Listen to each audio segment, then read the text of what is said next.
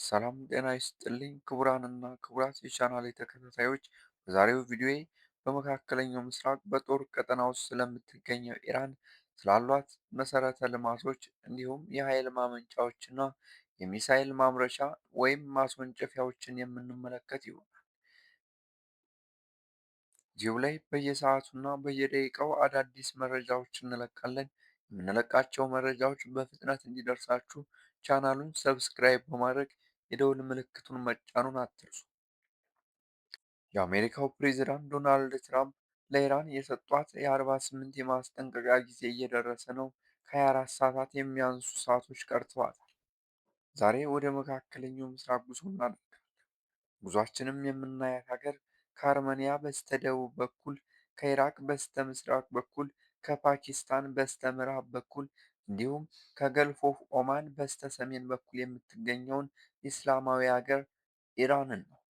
ኢራን አሁን ላይ በሁለት ኃያላን ሀገራት ማለትም በእስራኤል እና በአሜሪካ የሚፈጸምባትን ጥቃት በመቋቋም አንድ ወር ልታስቆጥር ቀናቶች ቀርተዋታል። ኢራን ከዓለም ኃያሏ ሀገር አሜሪካ ጋር ደፍራ ወደ ጦርነት እንድትገባ ያደረጋት ነገር ምንድን ነው? ኢራን አሜሪካን ብቻ ሳይሆን እስራኤልና የቀጠናውን ሀገራት ከፍተኛ በሚባል ደረጃ እያጠቃች። ኢራን ይህንን ሁሉ ኃይል ከየት አምጥታው ነው? ከጀርባ የሚረዷት ኃያላን ሀገራት አሉን? የኢራን የኃይል ምንጭስ ምንድን ነው? የሚለውን እንመለከታለን። ክቡራን፣ በዛሬው የኢራን ጉዟችን የምናያቸው ነገሮች፣ ቦታዎች እንዲሁም መሰረተ ልማቶች የእነዚህን ከላይ የጠቀስናቸውን ጥያቄዎች ምላሽ ይሰጡናል ብለን እናስባለን። ክቡራን፣ ጉዟችንን ልንጀምር። ለጉዟችን የሚያስፈልጉን የበረራ ትኬቶች ቻናሉን ሰብስክራይብ በማድረግ የደውል ምልክቱን መጫን ብቻ ነው። የጉዟችን በረራ ከመጀመሩ በፊትም ቪዲዮውን ላይክ ማድረጉን አትርሱ። አሁን ጉዟችንን ጀምረናል። ክቡራን፣ በዛሬው የጉዟችን የምንመለከተው የኢራን የኃይል ማመንጫዎችን ነው። ኢራን አሁን ላይ ከ100 በላይ የሚደርሱ የኃይል ማመንጫዎች አሉ። የኢራን የኃይል ማመንጫዎች አንደኛ የኤሌክትሪክ ማመንጫ ሲሆን ይህም 38% ይደርሳል። ሁለተኛው 26% የሚሆነው የጋዝ ኃይል ማመንጫ ነው። ሶስተኛው 13% የሚሆነው የሚታደሱ ኃይሎች ማመንጫዎች ናቸው። አራተኛው እና የመጨረሻው 1% የሚሆነው የኒውክሌር ማብላያ ኃይል ናቸው።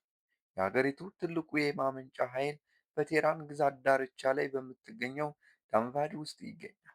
ይህ የኃይል ማመንጫ 193 ሄክታር ስፋት የሚሸፍን ሲሆን ወደ 290 ሜጋዋት የኤሌክትሪክ ኃይል ያመነጫል። ሁለተኛው የኃይል ማመንጫ ደግሞ ትልቁ የሻሂድ ሳሊሚ ኔካ ፋብሪካ በሰሜን ማዛንድራን ግዛት ውስጥ የሚገኝ ሲሆን እስከ 2214 ሜጋዋት የሚደርስ የኃይል ማመንጫ አቅም አለው። ሶስተኛው የሻሂድ ራጃይ ጥምር ሳይክል ኃይል ማመንጫ በሰሜናዊ ቃዝቪን ግዛት የሚገኝ ሲሆን በአጠቃላይ 2042 ሜጋዋት የማመንጨት አቅም አለው። ሌላኛውና ዋነኛው የኢራን የኢኮኖሚ የጀርባ አጥንት የሆነው የኢራን የነዳጅ ኃይል ነው። ይህ የነዳጅ ኃይል ወይም የጋዝ ኃይል ማመንጫ ሁለት አይነት ናቸው። አንደኛው ቀላል የጋዝ ተርባይን ኃይል ማመንጫ ወይም ሲምፕል ጋዝ ተርባይን ፕላንት ይባላል። ይህ ማመንጫ በጣም የቆየና የድሮ ቴክኖሎጂ ሲሆን ቅልጥፍናውን በፐርሰንት ከ30 እስከ 40 ይደርሳል። ሌላኛውና ሁለተኛው ጥምር ዑደት የኃይል ማመንጫ ወይም ኮምባይንድ ሳይክል ፓወር ፕላንት ይባላል። ይህ በኢራን ውስጥ በጣም ዘመናዊና በሰፊው ጥቅም ላይ የዋለ የነዳጅ ወይም የጋዝ ኃይል ማመንጫ ነው። የአሰራር ቅልጥፍናውም ከ50 እስከ 60% ይደርሳል። ይህ ለኢራን ኢኮኖሚያዊ እንደ ልብ ትርታ የሆነው ጥምር ዑደት የኃይል ማመንጫ በዋናነት በሶስት ይከፈላል። አንደኛው የናቤህ የኃይል ማመንጫ ሲሆን የሚገኘው በቡሼር ግዛት ውስጥ ነው። እስከ 484 ሜጋዋት የሚደርስ አቅምም ነው። ሌላኛውና ሁለተኛው ኔካ ሻሂድ ሳሊሚ የኃይል ማመንጫ ሲሆን የሚገኘው በካስፒያን ባህር አቅራቢያ ሲሆን እስከ 2214 ሜጋዋት የሚደርስ አቅም አለው። ሶስተኛው የሸርኮ ኃይል ማመንጫ ደግሞ በያዝድ ግዛት ውስጥ ይገኛል። ክቡራን፣ ሌላኛው በጉዟችን የምንመለከተው የኢራን የሚሳኤል ማምረቻ ተቋም ነው። ኢራን አንድ የሚሳኤል ማምረቻ ተቋም የላትም።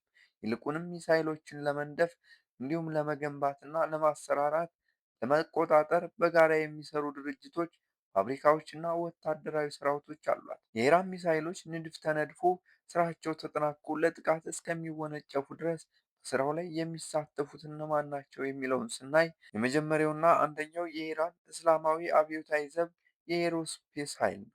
ይህ ኃይል የኢራን ሚሳይል ክፍሎችን በመስራት ሚሳይሎቹን በመቆጣጠር እንዲሁም ሚሳይሎችን በማሰማራት የተሰጠውን ኃላፊነት ይወጣል። ሁለተኛው የኢራን ኤሮስፔስ ኢንዱስትሪዎች ድርጅት ነው።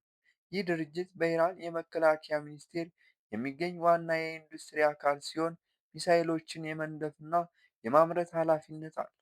እንደ ሻሃብ እና ሴጅል ያሉ ባለስቲክ ሚሳይሎችን ያዘጋጃል።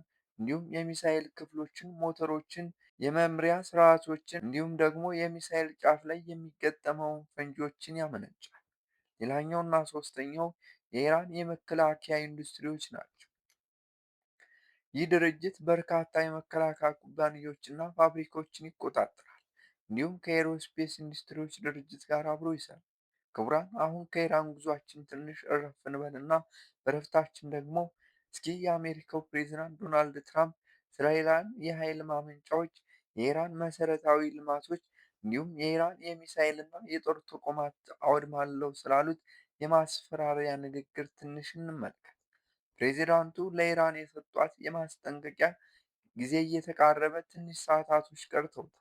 ኢራን አሜሪካ የባህር መተላለፊያውን እንድትከፍት የሰጠቻትን ጊዜ ከመጠቀም ይልቅ እሷም በተራዋ ማስፈራራትና ዛቻን ቀጥላለች። የኢራኑ ፕሬዚዳንት ማሱድ ፔዜሽኪያን የትራምፕን ዛቻ ወይም ማስጠንቀቂያ የተስፋ መቁረጥ እርምጃ ሲሉ አጣጥለውታል።